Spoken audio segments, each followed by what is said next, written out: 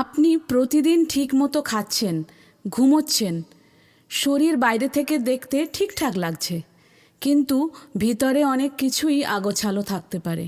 চলুন দেখে নিই এমন কিছু লক্ষণ যেগুলো দেখলে বুঝতে হবে আপনার শরীর হয়তো ভালো নেই। 1 নম্বর, যদি আপনি সারাক্ষণ ক্লান্ত অনুভব করেন, ঘুমিয়েও ফ্রেশ লাগছে না, দিন শুরু হবার কিছুক্ষণ পরেই যদি মনে হয় আপনার এনার্জি নিঃশেষ হয়ে গেছে, তাহলে এটা হতে পারে পুষ্টির অভাব, থাইরয়েড ইমব্যালেন্স বা ক্রনিক স্ট্রেসের ইঙ্গিত।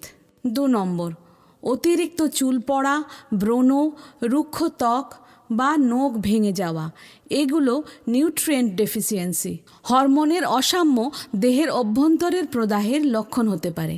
3 নম্বর, নিয়মিত পেটে গ্যাস, কোষ্ঠকাঠিন্য বা হজমের সমস্যা, ফোলা পেট, বারবার ঢেকুর, এগুলো ডাইজেস্টিভ সিস্টেমের গোলমাল হতে পারে, বুঝতে হবে।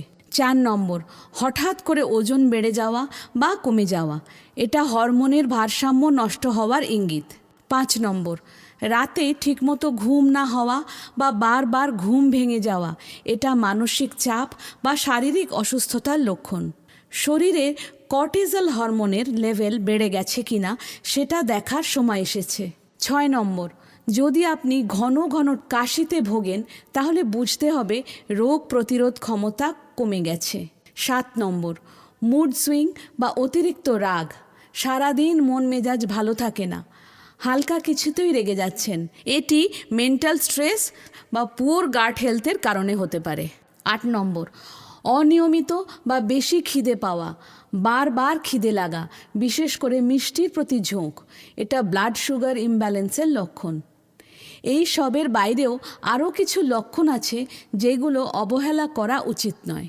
একটু হাঁটতেই যদি হাঁপিয়ে যান বা শ্বাসকষ্ট হয়, সেটা ফুসফুস বা হার্টের সমস্যার ইঙ্গিত। মাথা ঘন ঘন ব্যথা হওয়া, এটা চোখ, প্রেশার বা স্ট্রেসজনিত হতে পারে। মনোযোগ কমে যাওয়া, কথা ভুলে যাওয়া, হতে পারে ঘুম বা নিউট্রিশনের ঘাটতি। শরীর সব সময় ছোট ছোট সংকেত দিয়ে আমাদের সাবধান করে দেয়, সেটা লক্ষ্য করতে হবে আর শুনতে হবে, তাতে ভালো থাকবেন। এই লক্ষণগুলোর যে কোনো একটি বা একাধিক যদি আপনার মধ্যে থাকে, এখনই সময় নিজের শরীরকে গুরুত্ব দেওয়ার। ঠিকঠাক ডায়েট, নিয়মিত ঘুম আর এক্সারসাইজ দিয়েই আপনি ফিরে পেতে পারেন আপনার হেলদি ভার্সনটা। নিজেকে ভালোবাসুন, কারণ আপনি সেটা ডিজার্ভ করেন। নমস্কার।